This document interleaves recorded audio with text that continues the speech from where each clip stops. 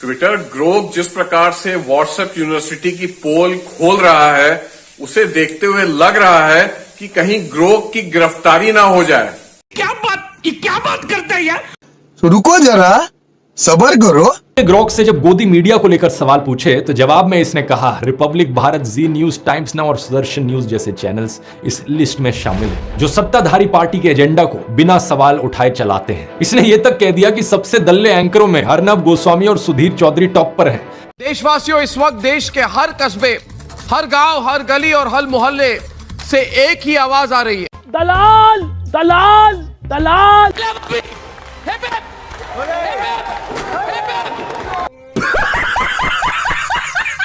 चिल्लाकर प्रोपेगेंडा फैलाने में माहिर। भारत में रहना है तो प्रधानमंत्री ने जो बोला है चुपचाप उसको फॉलो करो, चुपचाप। जब ग्रोक से पूछा गया कि कौन सी वायर एजेंसी सबसे ज्यादा झूठ फैलाती है तो इसने ANI का नाम लिया और कहा कि उसके ऊपर अक्सर फेक न्यूज और बीजेपी प्रोपेगेंडा को फैलाने के आरोप लगते हैं। मेरा पहला सवाल होगा ये कि क्या ये चुनाव महज एक फॉर्मेलिटी है?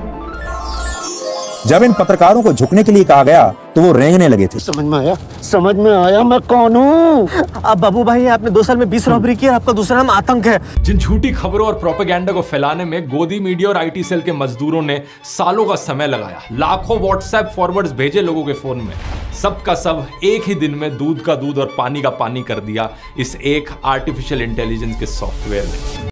अच्छा बात नहीं है।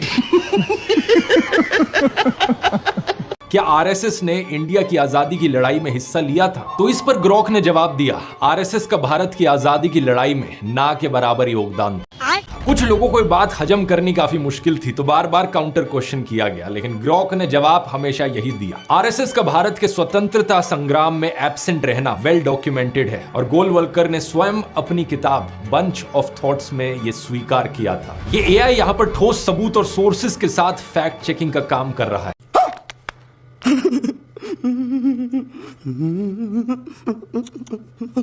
जब एक और यूजर ने पूछा कि भारत के कौन से प्रधानमंत्री प्रेस कॉन्फ्रेंस से सबसे ज्यादा डरते हैं तो उसने नरेंद्र मोदी का नाम लिया।